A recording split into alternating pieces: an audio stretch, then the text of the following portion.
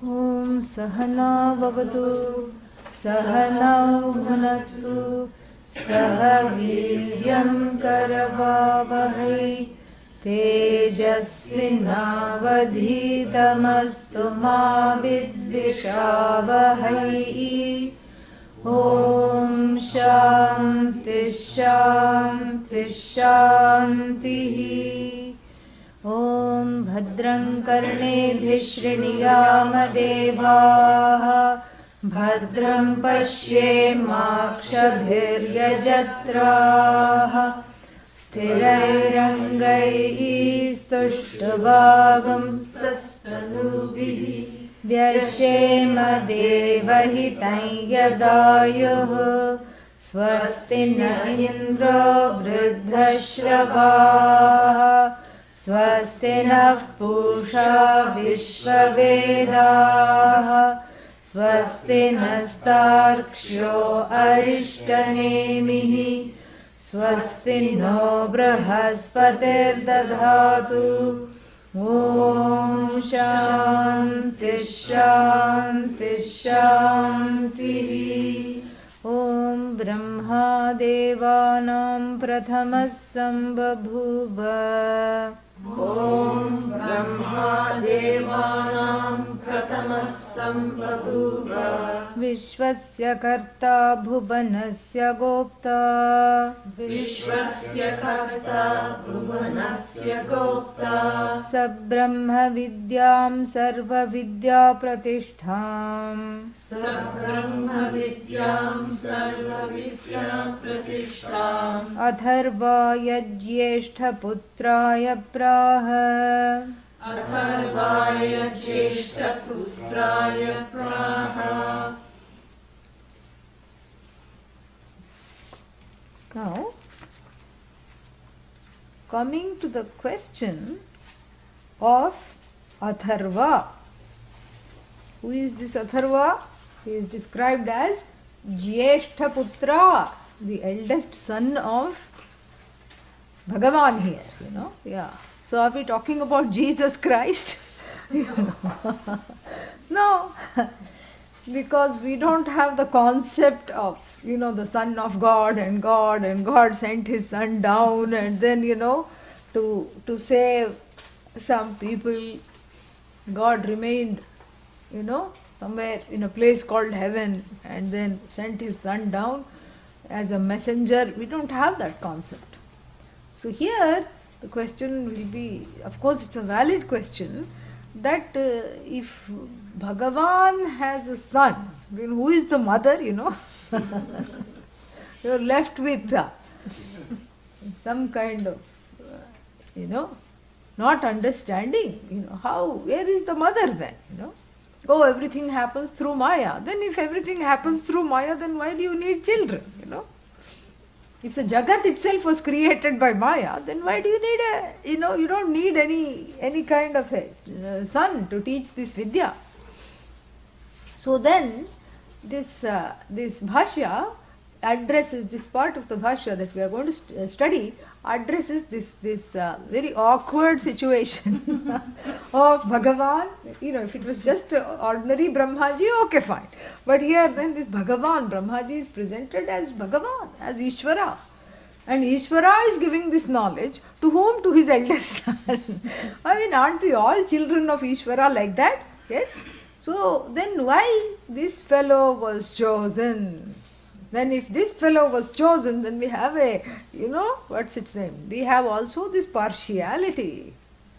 Yeah. Then we have what is called, then there is a fallacy, very interesting fallacy called Nairghrinya dosha. Nairghrinya means partiality. Yeah. Meaning Ishvara also has ragadveshas, correct? Yeah. Atharva was chosen, the other one was not chosen. And so Ishvara is also full of ragadvesha.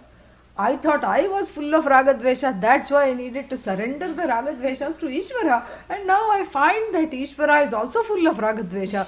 One person is chosen to gain moksha through this knowledge, and the rest of the, what is that? Rest of the remaining 7 billion people are left out. At that time, how many ever was the population. So they are all left out. This is not fair, correct? Yeah.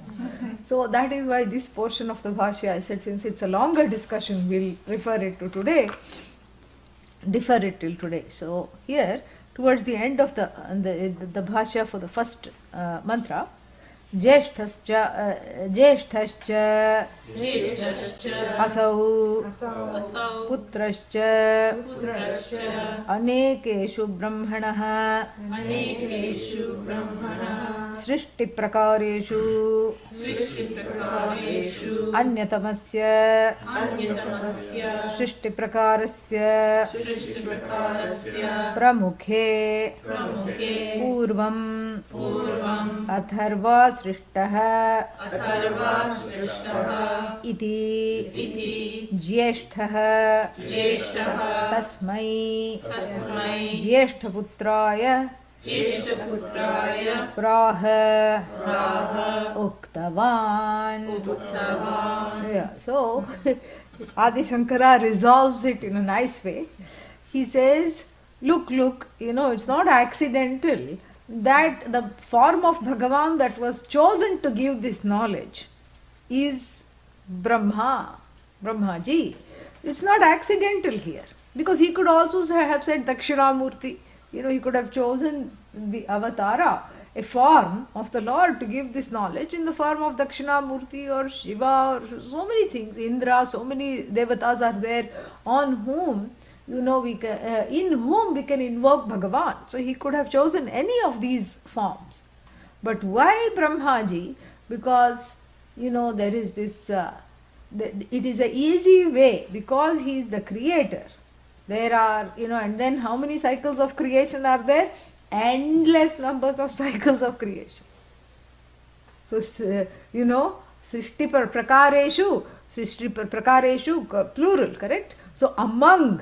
So the seventh case here is used in the sense of among the many cycles of creations, in one such cycle, Srishti Prakara Vishesheshu, and in this one particular cycle among the many cycles of creation, there is the story in the Puranas that Atharva was the first Atharva was created, and then Atharvaveda was created. Literally it is like that, so that one will have some kind of a faith in the Atharvaveda, like that it is there, so to provoke that Shraddha.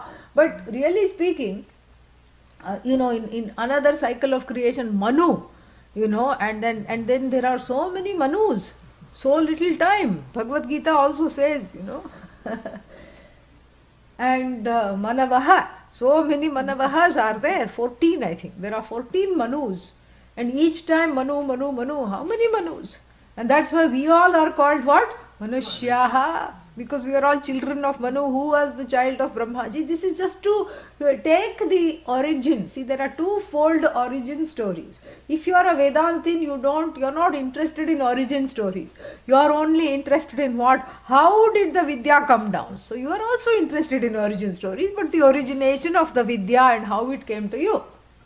Because you want that infallible line of, communication between teacher, student who then became teacher, who had his or her own students, then his teacher, her teacher, like this. You want that, everybody is interested in origin stories. So the Vedantin is not, interested in the origin story in terms of, genealogy.com. Who is the child of who? To keep track of these stories is very difficult, and not interesting to the person who is interested in Vedanta. But here, by this wonderful stroke of insight, the Upanishad is catering to both the one who is a Vedantin. Who is a Vedantin? Huh? What's the definition of Vedantin?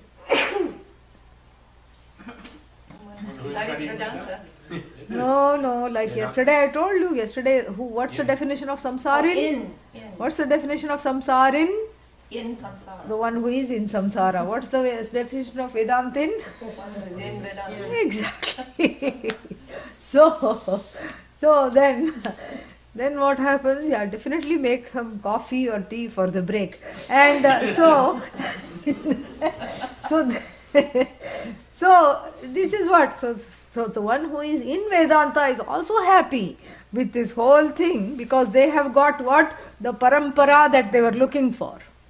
Doesn't matter whether he was the son or the servant or someone Brahmaji caught hold of and taught. That's enough for us, for the Vedantin.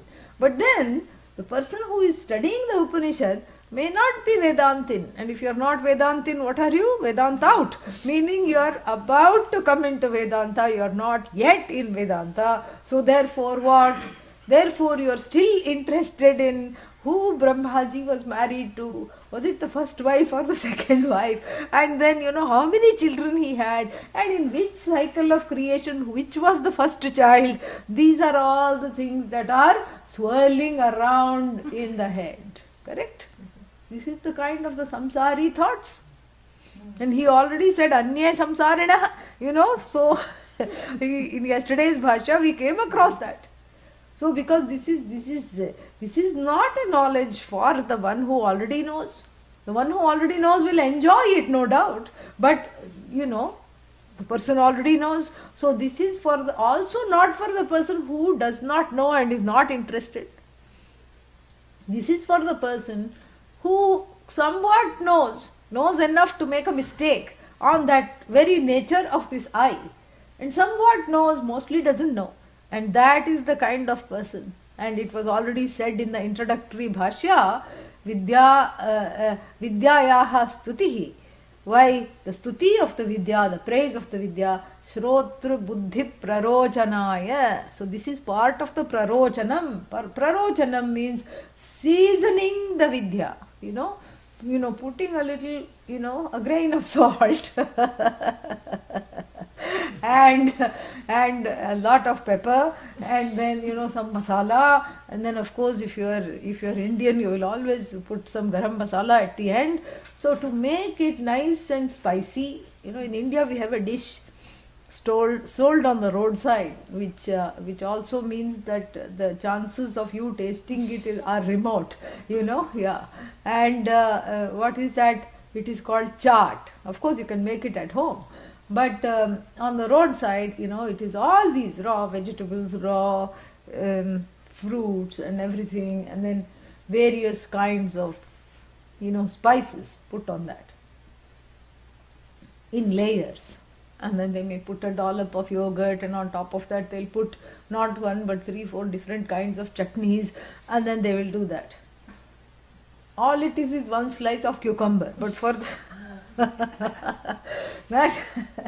that cucumber will be put on a bed of boiled potatoes, and on top of that 3-4 garbanzo beans, and on top of that various chaat masala, this masala, that masala, and then this green chutney and brown chutney and yellow chutney and all these things, and then a dollop of yogurt, and then one cilantro leaf and one mint leaf, and then the whole thing is presented, and you have to have the whole thing in one go.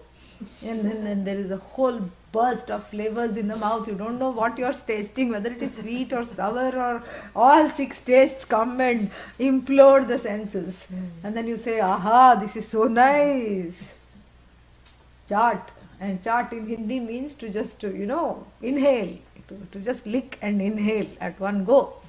So this is what is, and so this chaat is made chatpata, means nice and spicy, so that so that you can ignore the roadside germs and then go straight to the vending trolley, and you can transcend those germs, and then you can just eat it. That is the idea. So here too, this is all that we need to know is the cucumber. What is what is the cucumber here? That this is infallible Vidya, given in an infallible way, coming directly from Bhagavan Ji to what? To any G, to the local G's. Yeah. So the local G's and have gained the knowledge straight from Bhagavan Ji without any attrition. This is the cucumber, But then there is a lot of, what is that? Sprinkling and dressing up.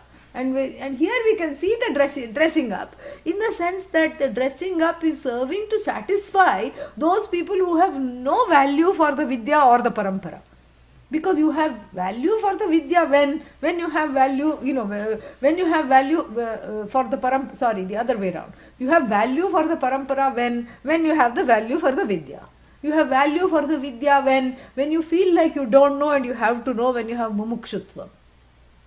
Or you don't have mumukshutvam and mistakenly, since you saw other people doing it, you also carried the head of coals because, you were really a copycat. You had no mumukshutvam. You said everybody is doing it, I'll come first if I do it. So with that sense of competition and copycat or copycatness, you just carried the head of coals and now you are stuck in the Bhashya class. And so then also, the thing is that you're waiting for some justification why I have to study this. And either way, this is in one stroke, it justifies it for the mumukshus and the mumukshus wannabe and the non-mumukshus. Who is a mumukshu? One who is desirous of moksha. That's all. So then the mumukshu here, mind you, is not yet a jignasu, is not yet on the side of wanting the knowledge, is desirous of moksha. What is moksha? Freedom from what? Samsara. Yeah. So wanting to convert oneself from being a samsarin to samsara out is moksha. Okay? That's the definition of moksha, not to be confused with moksha. And so therefore we have to see this desire for moksha is still a small little, flickering, mostly out candle. That has to be saved from the winds of distraction and the winds of all kinds of competing desires. And so therefore in that case also, this whole parampara that is given, that he gave it to the eldest son, is valid, because then we start looking at this, Upanishad more seriously. And if you are already a Vedantin, a Jignasu, a desirer of knowledge, you will still look at it seriously, because you are looking at, you are transcending the Putra, and in the Putra, what is Putra? Son. In the Putra you are seeing the Shishya. You are seeing the Shishya in the Putra. The Putra doesn't matter. It's for those people. So those people who are what? Adhama adhikaris, meaning they are yet to be adhikaris. They are still discovering the adhikaritvam in themselves. So then the other trajectory, because you see there are two trajectories here. One is the Guru Shishya Parampara, unadulterated, coming directly from Bhagavan. The other is also coming from Bhagavan, the knowledge is coming from Bhagavan, but via our local Brahmaji, in the form of our local Brahmaji, to whom we all want to return after death. You see, this is so brilliant. The Upanishad is fantastic. So everyone wants to go where? Brahmaloka, because that's the furthest reach of samsara. The samsara vehicles of Papa Punya fuel, biofuel driven vehicles will take you to the outskirts of samsara. Beyond that, they have no jurisdiction. It's like you cannot drive a golf cart on the highway, correct? Yeah, you cannot do that. Why? It is not equipped. It is not legal on the road. It will not be allowed. Yeah, first of all, it will become chapati, even if you try to drive it. It will not be golf cart, it will be flat bread. That is what it will be. But imagine driving a golf cart in the highway, it's not even, it doesn't come under that jurisdiction. That's why the people who want to move to Florida, this is a big thing. Yeah, this is little trivia. So the people who want to move to Florida, they make sure that their condo, their townhouse, condo, whatever they are going to buy, is behind the golf course. Oh, they are golf enthusiasts? Not at all. They don't even know what an iron means. They think iron means not that one. They think iron means what you do to clothes. That's all. They don't even know. Then why they want to move behind golf course? Because they want to buy one golf cart. They are old. They are retired. They most of the time when they are driving, they don't know where they are going. They are old and tired. Yeah, golf cart they can handle because you don't have to change lanes. There aren't 8 lanes this side and 5 lanes that side. They can slowly chug along, and then all the they don't have to worry about getting it filled. They have just to plug it in after coming home. So then why this golf course? Because they can go on the golf course because already they are paying the dues to keep that lawn, that thirsty lawn in that hot Florida climate. They're already paying homeowners dues through the nose, and it's worth it for them not to go on the highway because they will, and the condo will advertise itself in your golf cart coursing on the golf lanes. You can go to CVS, which is a pharmacy which all old people have to go to, and then you can go to marketing. Supermarket is there. You can go to restaurants. There are 15 restaurants right on the golf course. So you park it on the golf course, just go, you walk out into the main road, and there is the complex of restaurant buildings, and there is the complex of pharmacy, there is the complex of that, so they are just in that purview. They cannot take the golf course, they don't want to take it to the highway, they don't want to think about driving the car and all these things. So for them, this is the this is the trajectory. You see what I'm saying? Yeah. So like this, so within this purview, you can still bring things of interest for the people who might be incapacitated to drive, who may not be able to do this. So like this, here there are 2 trajectories. For the person who is already on the Vedanta highway, who is just ready, there are certain exit signs, yes, markers are there, Brahmaji, Atharva, Angirasa, all these things, these are little exit points to go and see, but really speaking, all we need is to know that there is this parampara. If you are, an adhikari, otherwise also you are interested. Why? Because this is made very interesting. It is made very interesting by saying that this knowledge has come from Brahmaji. Why Brahmaji? Because that is the extent that you can go on your little golf cart. I told you that. That is why the example. Because beyond that you cannot go. This is within the purview of samsara. Which samsara? The seen here, citizen complex samsara. That's what it is. So like this, every Hindu wants to go to Brahmaloka. And so that is also fulfilled by saying what? That knowledge that you are going to get sitting in front of Brahmaji. How long you can sit and gawk at Brahmaji, You can look, okay, he certainly has 4 heads. Yes. Now let me look at his forehead. Which one? The one that is staring in front. And then let me look at, but then you still have this incompletion. Because you are carrying that incompletion as part of your ignorance. That incompletion is part of the story of your ignorance. So if you are sitting in front of Brahmaji, you are not getting the back view.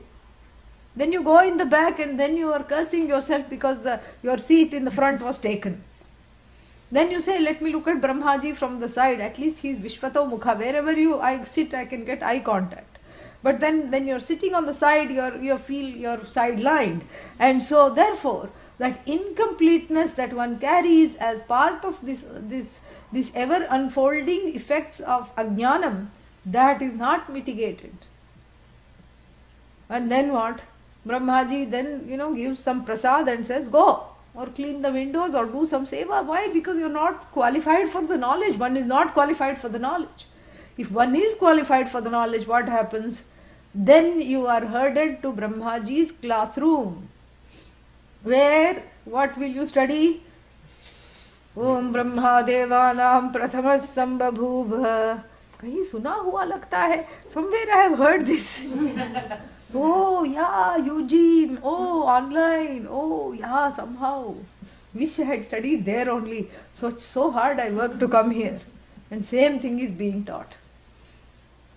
So to make that Brahmaloka less alluring and to make this knowledge more alluring, that is what is called Shrotra Buddhi Prarochanam.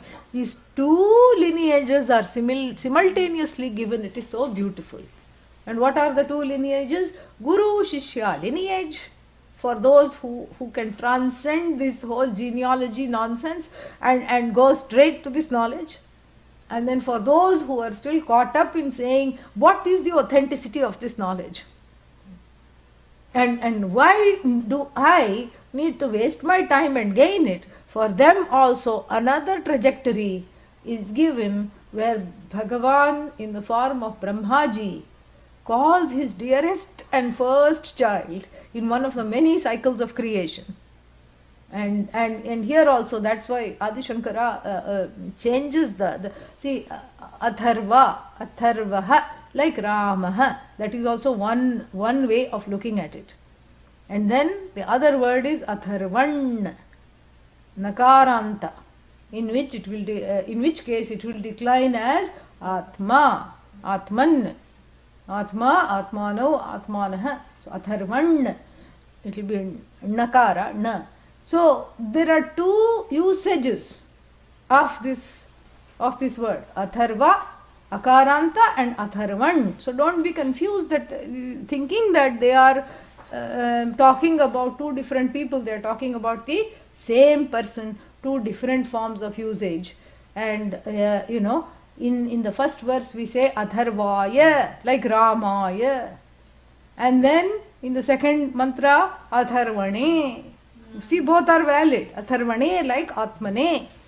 And so therefore both are valid, so don't get confused. So anyhow, in the second trajectory, in this whole, the reason why the Grihastha Parampara is fomented and given importance here is for two reasons. One, because most of the people studying it are in Grihastha Ashrama or some version of it. And then second reason this is emphasized is because the how to get out of this ashrama is a very important question. Like what is the purpose of this ashrama? The purpose of this ashrama is preparation for jnana nishtha. That is the only purpose. Preparation for jnanam, preparation for jnana nishtha. There is no other purpose. And so to emphasize that and to slowly, like from the child who is addicted to a blanket or something like that, slowly you take the blanket away. Which blanket? Security blanket. And so this both these trajectories are talked about. So then Bhashya is not much to talk about now that you have understood it. Srishti prakareshu anyatamasya means one among the many. Srishti prakareshu, cycles of creation. Srishti prakarasya pramukhe, pramukhe means one among the many cycles of creation. Purvam, long ago. Atharva srishtaha, so long ago first Atharva was born and was created.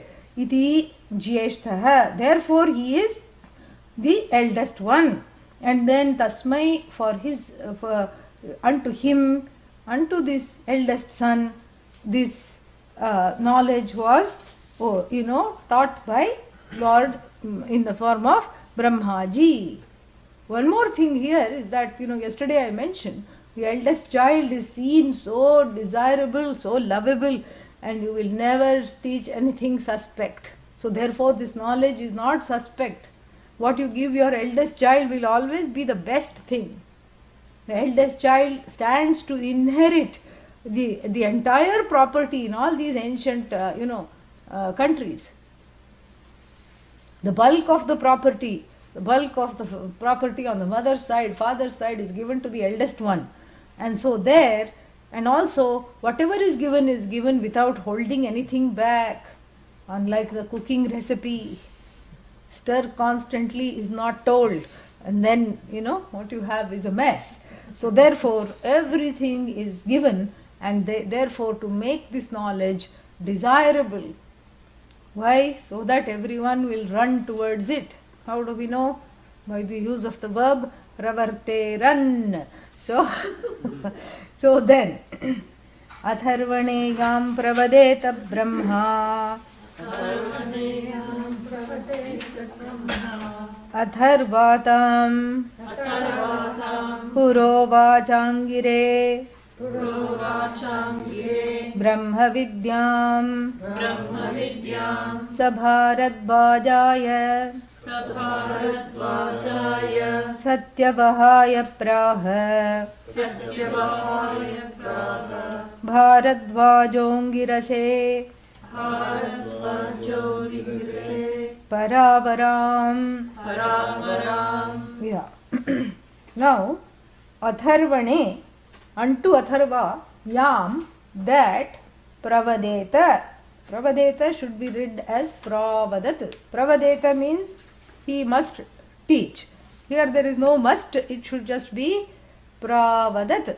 It should be changed to that which was, that which was taught. And that which was taught, yam what? Brahma Vidyam. That Brahma Vidya which was taught, by who? Brahma, Brahmaji. And what did Atharva do? After gaining the knowledge, he decided to mimic Lord Dakshinamurti on earth, and he sat like this in Maunam. Yes or no? No. He did not take to a life of Maunam. What did he do? He taught also. Why did he teach? Why should one not teach? Give me first the reasons why one should not teach. Then I'll give you the reason. If you don't know. But he knows because he has gained it from the Lord, the Bhagavan's mouth. So definitely he knows. Because Bhagavan will not make a mistake in teaching. So then why should he not teach? There is no reason not to teach. And also, Atharva did not have the pressure to teach. And stood on the roadside corner and said, who is there? Brahma Vidya, Brahma Vidya, Brahma Vidya, Brahma Vidya. Who wants Brahma Vidya? No. Unasked, it is not given. Unasked, it is never given. Even after asking, you have to ask many times sometimes. Because if the teacher feels that one is not qualified, it will not be given. Instead of the knowledge, what will the teacher give? Keys to the Goshala. Keys to the cow shed. Why? Because the person who is coming to the knowledge has many cows. So first take care of them. Have a cow means have a lot of grudges and issues. So take care of these issues by bypassing the lecture hall, going straight to Goshala, and then rubbing the cow down, bringing water for the cows or taking the cow to the water, taking care of the young ones, making sure that the young calf has enough milk. And then after the calf has had enough milk, they do a very funny thing. They put a gunny bag on the mouth of the calf. It's very cruel actually. So the poor calf, when it goes to the mother also, it doesn't know what's happening. It cannot drink the milk. Because then, that milk is given away. Or that milk is used for the Gurukula. So like this. And so all these things one has to take care of. Why? Because one is falling asleep in the class, or one is not interested in the knowledge, one is looking out of the window, or one is not, able to get to the place of really being interested in the knowledge. So therefore some seva is needed, some, mental clarity is needed to and some maturity, emotional maturity and mental clarity are needed. So therefore, here are the keys to the stable, here are the keys to the temple, here are the keys to the grounds, whatever it is. So some kind of grounding is needed, by being in touch with the soil, cow dung, whatever it is. And so therefore, that without asking, it is not given. So what can we assume here? This Atharva was asked for this knowledge, because not only did he study, but he studied very well. And that he had studied was evident to the people around him. That he was a scholar, that he had studied was evident to the people around him. How? Through his own conduct, through the way he conducted himself. Because he's not talking about the knowledge, because if nobody is asking, so how will people know he knows? There was a calmness about him perhaps. There was a certain, ease. He appeared to be unaffected by the vagaries of samsara. And so perhaps, and all this we have to, extrapolate, because the Upanishad is a lady of few words. She doesn't say much. We have to read in between the lines, in keeping with what she already has said. You can't just make stuff up. So we can assume, based on what we know, is that he must have been approached by a student wannabe. And what was that student's name? Angir. Yeah, not Angiras. Angir. Angiras will come later. That's why I said don't get confused. Atharva and Atharvan are one and the same person, but Angir and Angiras are not one and the same person for our purposes. So then Atharva tam, Purovacha Brahma, Purovacha Angire Brahma Vidyam. So the Pura Uvacha. So then this Atharva taught this Vidya to Angir. And who was this Angir? We don't know. Swaputraya or Swashishyaya, or the Putra who became Shishya, we don't know. Whether it was Putra or Shishya, we don't know. And the vagueness is purposely put there because the Upanishad wants us to transcend the genealogy.com thinking. That this is some kind of a family secret. Like families have certain knowledge and secret, like, these guilds and all these things in olden times, shoemakers, or whether they were, carpenters or whatever their skill was. They would teach that skill only to the children and their children and their children. In India also we have these lace makers. There's some fine lace. Only that particular family and the descendants of that family know how to make it. Nobody else knows. And there are some cruel stories during the Muslim rule in India where these kings wanted this fine, cloth, muslin cloth or lace.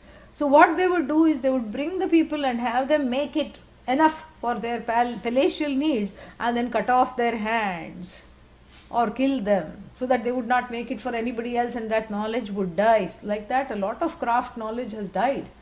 Very sad. Because of the selfish needs of some kings. And so here this knowledge is not like some kind of family secret. It's not some kind of a thing that has come down from generations and then it is this hallowed knowledge only this particular family with this particular last name can have. This is what the second mantra wants us to get away from, that kind of a thinking, this parochial feudal thinking. That this is only for a chosen few who have this particular last name or this particular family, who are connected to this family. No. We broaden here. Yes, the family was important for the people because the people who are studying are family oriented and for them the veracity of this knowledge was important to establish. That was the purpose of the first mantra. The second mantra is establishing Guru Shishya Parampara, period. So therefore, the whereabouts of this Angir, what was he doing, what was his experience of samsara, and whether he was the child of Atharva or the grandchild of Atharva or just a random Shishya of Atharva is left out, purposely left out. So even through the silence, the Upanishad is teaching. How beautiful. So then what is the translation of that? The translation means, Atharvane yam pravadat Brahma. So what did he teach? That which he was already taught by Brahma, that only he taught. He didn't start to talk about how to maintain cars, or how to maintain your karma. He didn't talk about all that. He talked only what he was taught.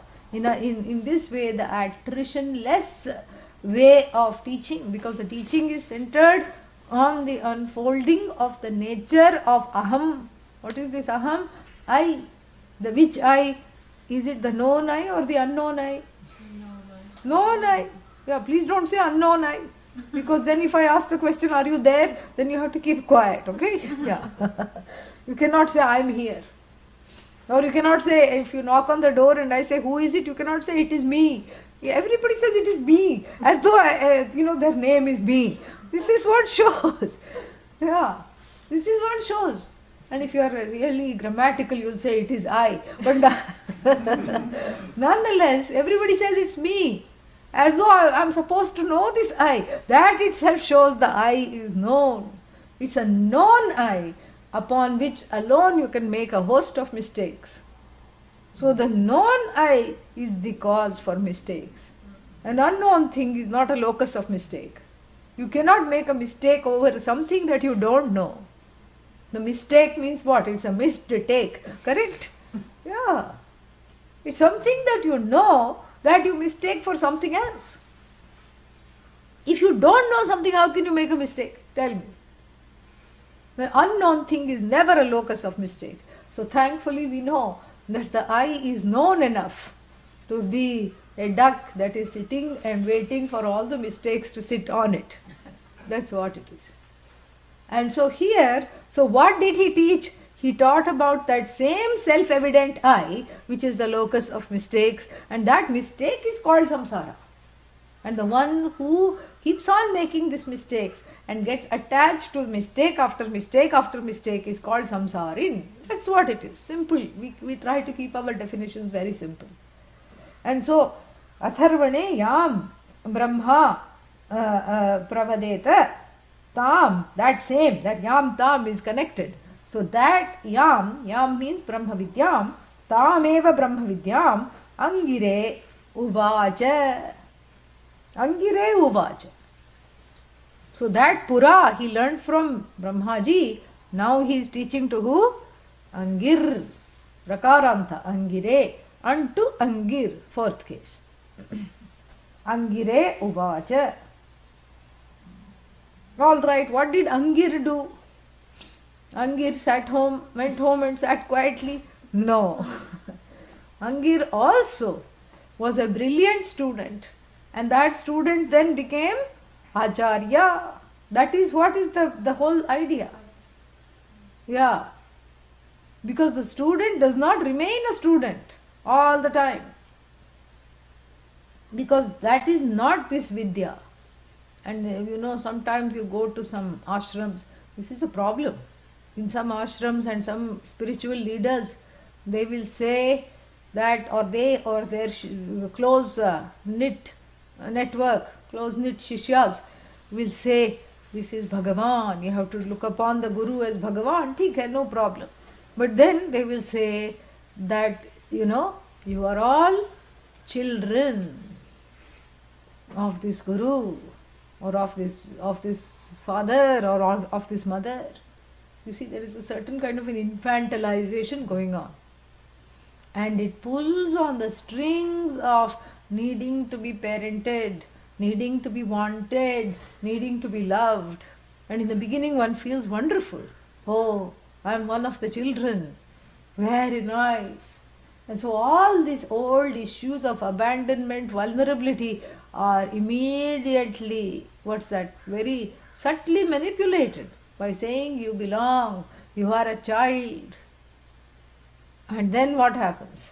Then after that one starts chafing against that very definition. Yeah, one starts chafing against that definition because it's a permanent child. When do you grow up? Never. You're always a child, you'll never know as much as the Guru. The Guru is God. You are odd at best. Yeah. That is not the teaching. That is not the teaching at all. And that's why in these kinds of, so many times we find that in these kinds of paramparas, if we can call it that, in these kinds of situations, there will always be someone who will rebel. Because if you start calling everyone children, then what will happen? There will be one rebellious child. Yeah, the children may not grow up completely, but they will attain teenage. And what will they do? They will write a book against you. That's what they will do. Yeah. Because they are angry. They are very angry at being infantilized. And this infantilization is nothing other than two kinds of things are happening. One is a kind of a subtle control over the person by plumbing into the depths of the universal vulnerability of needing someone to save, needing someone to accept, needing someone, a role model. These are all universal needs, and it is capitalizing even subtly on those needs. So that's the first problem. And the second problem is this, infantilization. This is a universal way in which one is kept being a baby, And so this is not a very nice thing. But here that's not what is happening. Here it is to show that there is no difference between Shishya and Acharya. What is the difference? Acharya eats, sometimes more than the Shishya, and then Shishya also eats. Acharya sleeps, Shishya sleeps. Acharya goes out and walks or does things. Shishya also goes around and does things. What is the difference between Shishya and Acharya? There is no difference. There is no difference. Acharya is Brahman. Shishya is Abrahman. No, Shishya is also Brahman. The only difference, if there is a difference at all, is that Acharya knows I am Brahman, Shishya is in the process of knowing. That's all. And this is a brilliant paradoxy of how this knowledge is communicated. Because the Shishya has to, the Acharya has to, in a way, mimic the kind of simulate the world of the Shishya and the problems of the Shishya in the Acharya's mind. Because in the Acharya's mind, the Shishya is not having a problem. Neither is the Acharya having a problem. There is no problem. But the Shishya says, I beg to differ, I have a problem. So then what the Acharya has to do? The Acharya says, all right, what is this problem? And the Acharya has to manufacture a problem out of no problem. Why? Only because of the compassion. The Acharya, as it were, enters into a problem which is not really a problem and addresses the problem, seeing the hita, the benefit of the Shishya. So Acharya, he can easily say there is no Jagat. What Jagat? Go away. What are you talking about? Yeah. Stop being bitten by the rope snake. Go home. Yeah. What are you talking about? There is nothing, all this nonsense. But the Acharya does not say that. The Acharya says, yes, there is samsara. Oh my God, you have fallen into samsara. That's a terrible thing. Oh my God, the samsara is like this. The Acharya will write an essay on samsara. Even though he or she is a Vedantin and not a samsarin. And then the Acharya will also say that in this non-existent samsara, here is you should not catch hold of a straw. Why? Because usually that's the last straw. So, meaning it glub, glub, glub, that is where you started and then that is where you will end. You shouldn't catch hold of a straw. You should catch hold of a pole, And what is this pole? It is the Guru pole. And then it's the knowledge. It's a pole that is crafted with all the Upanishads tied together, the message of the Upanishads strung together. It's the Mahavakya pole. Catching hold of the Mahavakya pole, you will come out of the quicksand of samsara. So Acharya is giving swimming lessons.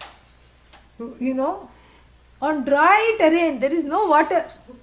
But the Shishya is convinced I am drowning. So therefore there is a mock-up simulation of samsara that is made, and then the Acharya is giving instructions as though there is samsara. Yeah, this is out of the kindness of the heart.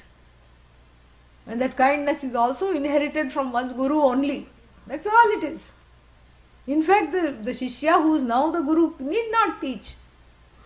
But the teaching, but then again, need not teach means what? There is no reason not to teach. So therefore the teaching happens as long as there are people who says, Trahimam, Pahimam, help me, I have fallen into a grand canyon of samsara and I can't get up, what to do, help me, lift me out of this. And the Guru does not take advantage of the Shishya's vulnerability. This is what is the importance of Brahma Vidya. The one who knows Brahma Vidya properly and has understood it properly will never take advantage of somebody's vulnerability. That is the first criterion of the teacher. You don't fan the vulnerability and say, oh, if you don't come to me, you're in bad strait. You're in a horrible situation. You better come to me. One teacher will say. These are all subtle ways of mind control. And another teacher will say, money is the root of all evil. And you say, yeah, that is also true. How to get out of this situation? Give me all your money and you have vairagya, be free. This is another problem. So like this, there is no using of the vulnerabilities, because if you are calling someone a teacher of Brahma Vidya, not someone who is a blessing guru. We are not wanting of blessing guru, cooking guru, dancing guru, or guru who makes others dance. We are not interested in all that. The word guru means Mahavakya Upadesha Karta. That is the definition of guru. Upadesha Karta means the one who makes the teaching happen, the teacher of what? Jiveshwara Aikya. That is the topic. The oneness of Jiva and Ishvara is being taught. That is Guru. Not someone who says, I'll bless you and I'll, put a peacock feather on you. That is not technically speaking the definition of a Guru. You are my child. All these things are not there. So here, this beauty of this parampara is talked about, where the Acharya and the Shishya, there is no difference. This is the only branch of knowledge where that non-difference pervades entirely. You don't say that, yes, everything is Ishvara, but you are separate from me. How can you say that with a straight face? You cannot. And so therefore, this Acharya and the Shishya are one and the same. That is the mainstay of this knowledge. Ishvaro Gururatmeti Murti Bheda Vibhagine Vyomavad Vyapta Dehaya Dakshinamurtaye Namaha. Unto that Dakshinamurti, my salutations, my surrender, who cuts through the illusion that I am separate from Bhagavan, from other jivas, from the Guru. This is what it is. And so, this student called Angir now becomes what? A teacher called Angir. That is the thing. And the next Sa in there is not Atharva here. Who is Sa? Immediately, who came before the Sa? Who is that Sa? Saha is Angir. And what did this Angir do? Bharadvajaya Satyavahaya Praha. Did he have two students, Bharadvaja and Satyavaha? Twin students. He was more famous than the teacher. Teacher had only one student, this fellow had two. No, there is no cha there. So, and the two words are in apposition, both are in fourth case. Bharadvajaya Satyavahaya. So, Bharadvaja Gotrotpannaya Satyavahaya. So, Bharadvaja is a Gotra, lineage. Satyavaha is his name. And by his name only we know he is qualified for this knowledge. Why? Because Satyam Vahati, the follower of the truth, the carrier of truth, meaning the one who is given to truth, he lived up to his name. He was a dharmic person. And then he happened to be from the Bharadvaja clan lineage. And he was taught this Vidya by who? None other than Atharva, who got it straight from the mouth of Brahmaji. So Satyavaha gains this knowledge. What does Satyavaha do? Any guess? Teaches again. Satyavaha, the student now, becomes Acharya. Shishya becomes Acharya. And what does he do? Bharadvajaha Angirase Paravaram Brahmavidyam Uvacha Pura. All this has to be, brought down. So, Bharadvajaha Angirase Paravaram. Did you now see why I cautioned you to not confuse between Angir and Angiras? Yeah. So, the first one was Angir, who was the grand guru of Angiras. Guru's name is Guru's name is who? Satyavaha. And this Bharadvaja, known as Bharadvaja because perhaps that was his clan name and everybody called him, by his last name. And so his clan name, and then the clan name, this Bharadvaja, then whose real name was Satyavaha, taught to another person called Angiras. And here the second mantra is solely for the purposes of Parampara Stuti. What is Parampara Stuti? The praise of the lineage. What kind of lineage? Shishya Acharya lineage, Guru Shishya lineage. Why? Because when you praise the lineage, you see the centrality of the lineage in the gain of this knowledge. But there is always a doubt, correct? What is the doubt? This one taught to that one. Forget the names now. That one taught to another one. And that another one taught to another one. It has come now. And that was long time ago. Pura Uvaja. And then now I am in 2040. Correct? Yeah. Then Pura. And then, then it comes down. And each time, with all these pollutants and everything, the memory of the teacher, there is a slight truti, lapse. Yeah. Brahmaji, of course, being Bhagavan, he would have given everything, infallible.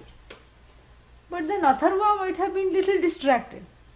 He may have forgotten one small main point, he might have forgotten.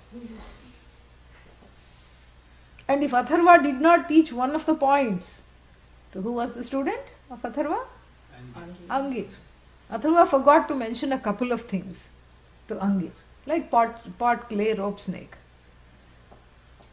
And then Angir also not only carried over the mistakes of Atharva, but also added a few more of his own, being human after all. And then what? Then Angir taught to who? Satyavaha. Satyavaha. Even though he has such a fine name and belongs to a fine gotra. Now is reproducing the threefold generational mistakes. Plus, of course, he adds a few of his own. Correct? Little distortion, little, all these things will be there. And then he teaches who? Angiras. And the main protagonist of this knowledge, for this book, Shaunaka, is yet to come. And already the knowledge is riddled with mistakes. And if this Upanishad belongs to the Atharvaveda, Shaunaka Shakha, Shaunaka branch of the Atharvaveda, it has come directly from Shaunaka, we say. It is a flawed knowledge. No need to go any further. Good thing that this second verse already taught us that we should not go any further because it is riddled with mistakes, correct? No? Why? How? We'll see after the break. Om Purnamadah Purnamidam Purnat Purnamudachyate Purnasya Purnamadaya Purnameva Vashishyate. Om Shanti Shanti Shantihi. Harihi Om Shri Gurubhyo Namaha. Harihi Om. 15 minutes, we'll come back.